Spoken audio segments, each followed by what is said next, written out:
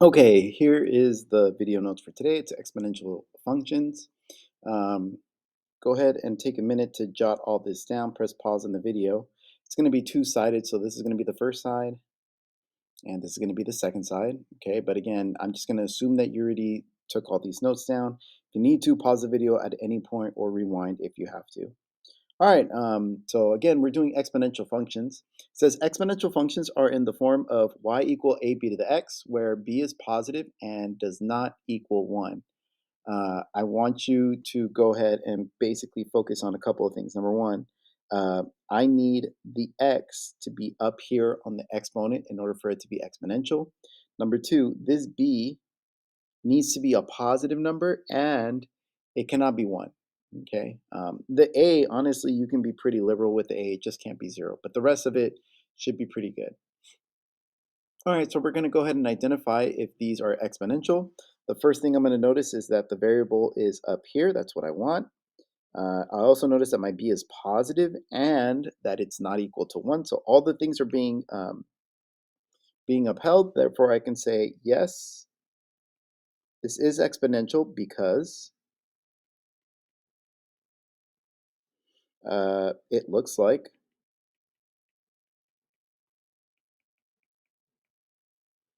y equal to ab to the x. Like everything about it holds, right?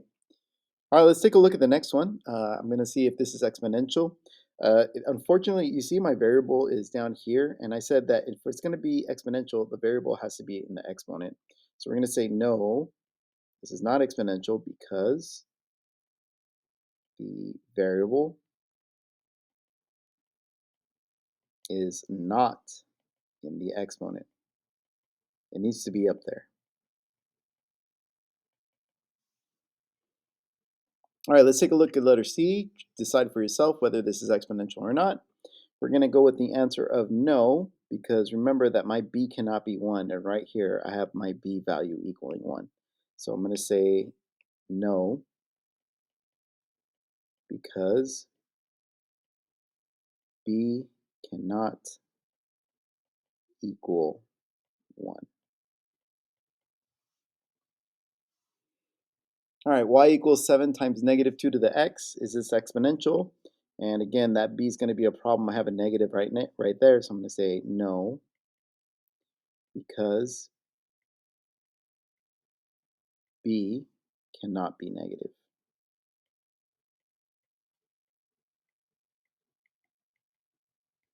All right, so we have a good idea of which ones are exponential and which ones are not.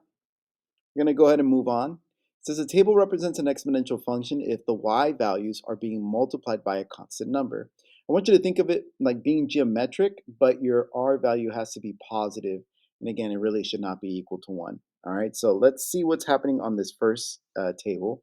The first table, I got 4, 8, 16, 32 as my y values.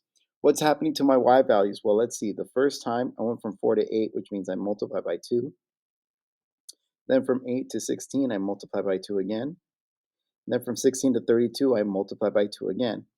So it looks like I'm consistently multiplying by 2, which is exactly what it means to be exponential. So I'm going to say, is this exponential? Yes, because I am consistently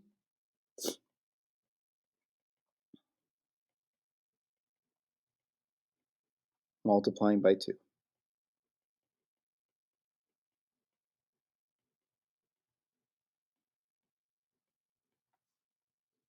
So that does make this exponential. Let's take a look at the next one.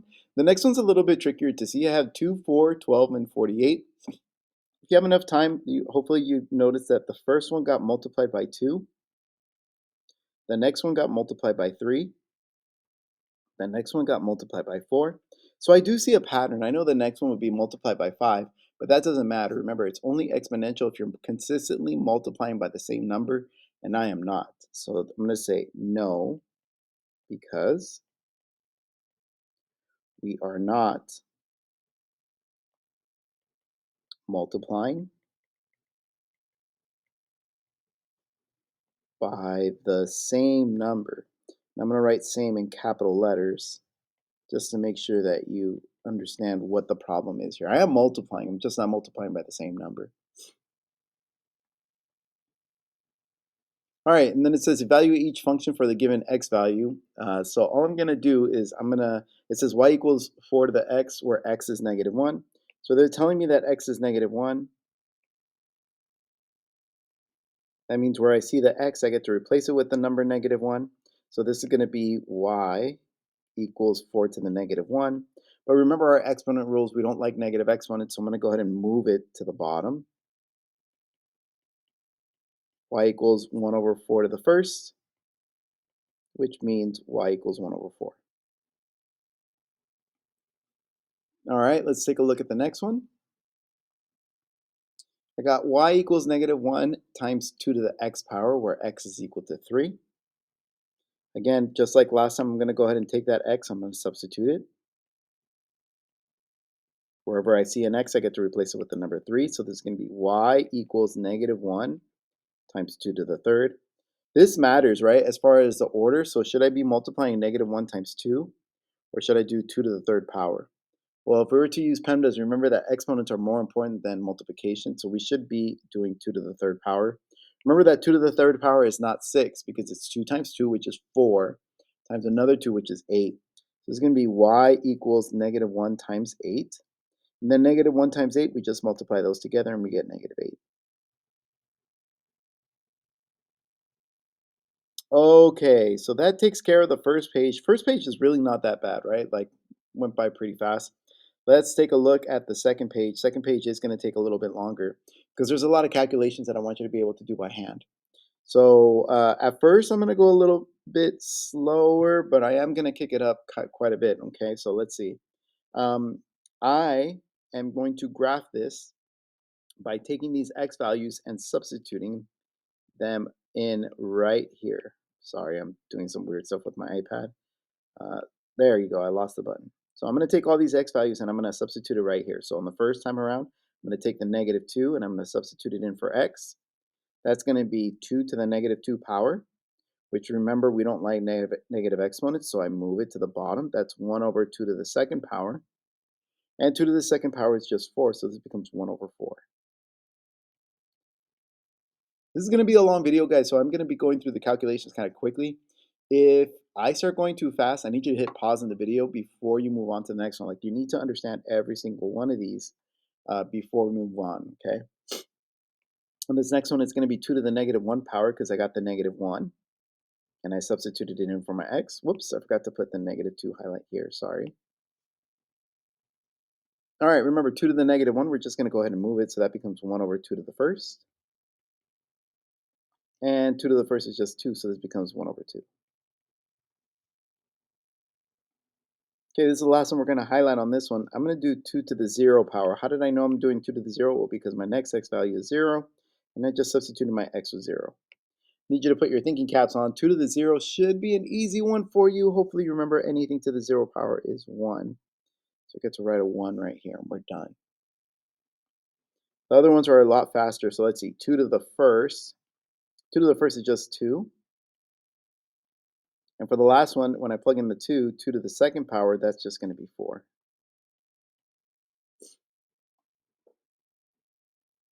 All right, students have been having trouble graphing this one, so let's see. I'm going to graph -2 comma 4. Well, here's -2. As far as 1/4, if you think of it, like most students know how to graph 1/2, because half would be halfway up. Well, 1/4 is half of a half. So if this is half, then I need to cut that in half, and it's going to be somewhere even lower. Okay, so I need you to go lower than a half for the first one. That's -2 comma 1/4. It'll be pretty low, somewhere like right there. For the next dot, I'm going to go ahead and at -1, I'm going to put the dot at a half, so that is going to be right smack in the middle. For 0, I'm going to mark it at 1. For 1, I get to mark it at 2. And for 2, I get to mark it at 4. So when I go ahead and graph this, if you notice, it's not really a full U. It actually is starting to look more like a slide. So this thing is going to go really, really close to 0, and then it's going to go up. And then all of a sudden, like a rocket, it's going to start taking off. Should be a smooth slide.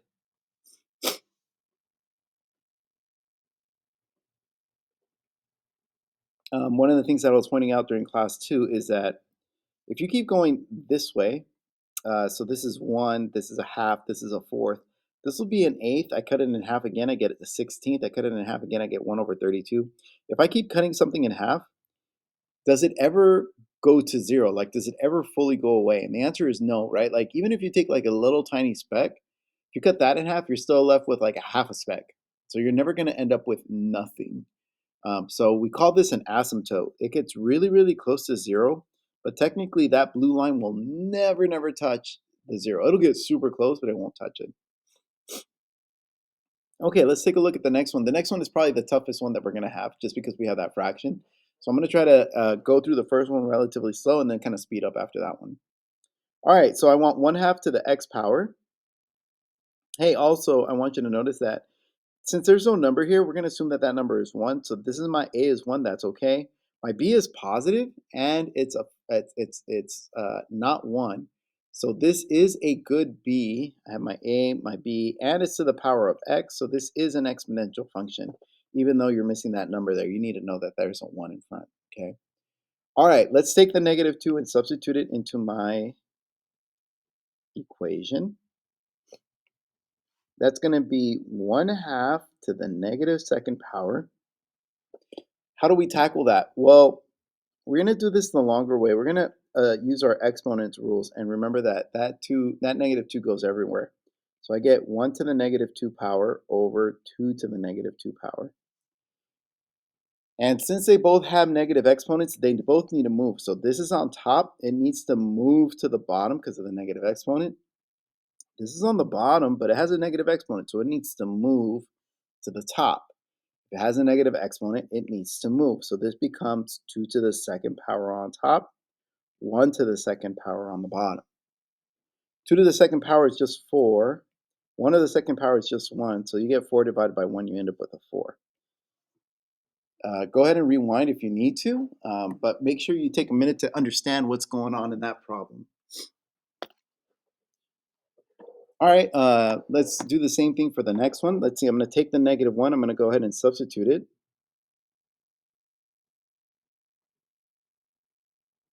So this becomes 1/2 to the -1 power. That is not a highlighter. Let's pick a highlighter. There you go. And I forgot to highlight the last one. Okay, so then just like last time, I'm going to go ahead and kind of like distribute. It's not really distributed, but it feels like it, right? 1 to the -1 and then 2 to the -1. Just like last time, they need to move, right? This has a negative exponent. It needs to move to the bottom. This has a negative exponent. It needs to move to the top. So this becomes 2 to the 1st over 1 to the 1st. That's a 2 over 1, which is just 2. Hopefully you remember this one. I have 1/2 to the 0 power. It looks like it's going to be tough. It's not. It's just 1.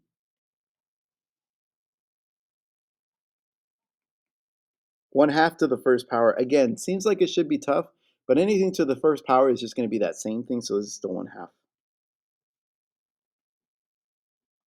And then now this one does get a little bit, not tricky, but just, you do have to do some work. That 2 is going to get distributed here and here. Again, I say distributed, but it's really not. That becomes a 1 squared over 2 squared, which is 1 over 4. I just realized I forgot to write the 1/2 over here. All right, let's go ahead and plot these. -2, I go up 4 and put a dot. -1, I go up 2 and put a dot. 0, I go up 1, put a dot. At 1, I go up a half and put a dot. At 2, I go up a fourth and I put a dot. And just like last time, you get this thing that starts looking like a slide. I couldn't find that on Apple Music.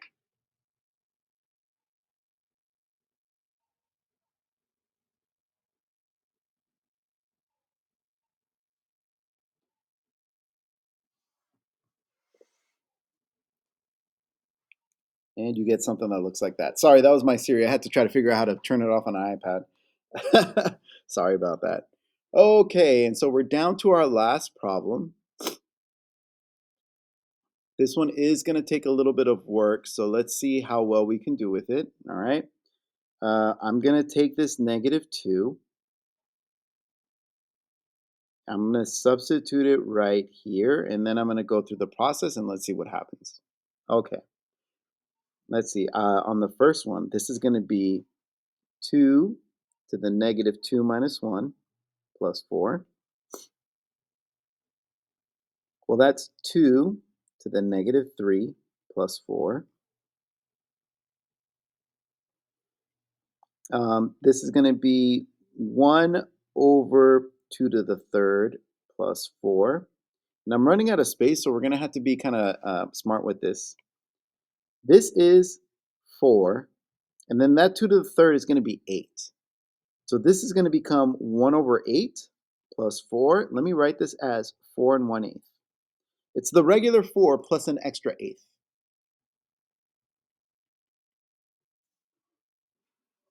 And yes, that is going to be a really weird number to graph, but that's okay. We're just going to run with it, okay?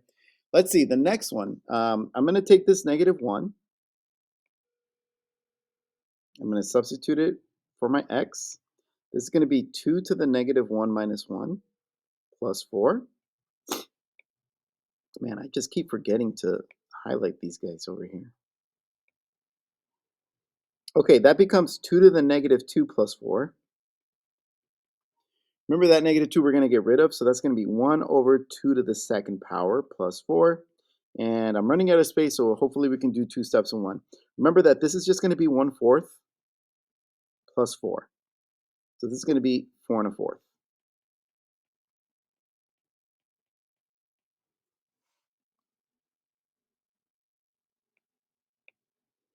We're going to go ahead and substitute that 0. That's going to be 2 to the 0 minus 1 plus 4. Don't forget to highlight Mr. Lechuga. Get 3 times in a row. There you go. Well, that's going to be 2 to the -1 plus 4. That's going to be 1/2 plus 4, which is 4 and a half.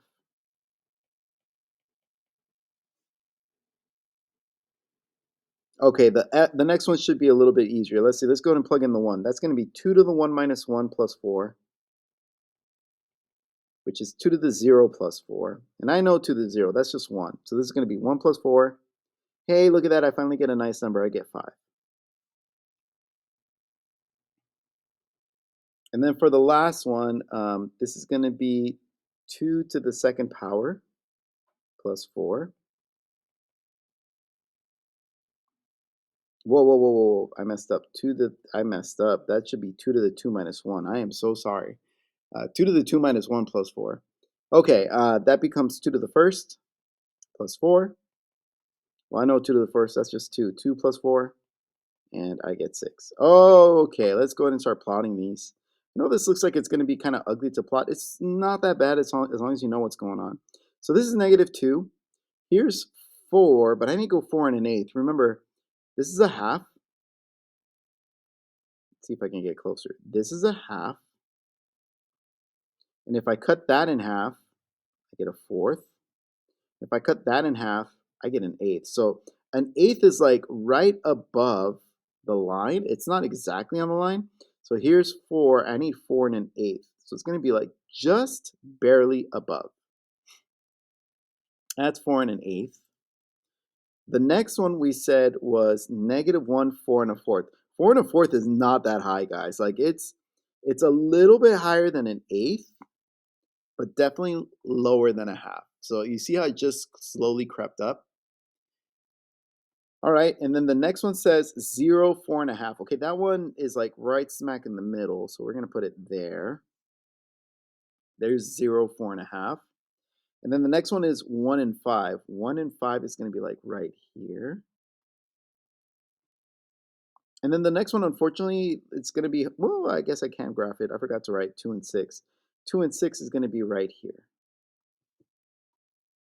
Okay, what does this look like? Notice that this is getting really, really flat, right? Like, be careful. Don't really touch the line, but like get right on it. You see how it's barely creeping up? And then finally it's going to start to take off. But technically, It's not touching the zero. I know it looks like it's touching the zero, but it's not. So this is the same graph as before. It's just shifted up 4 units. Okay. All right. That's all the notes for today. Hopefully that made sense. As always, if you have any questions, please feel free to ask.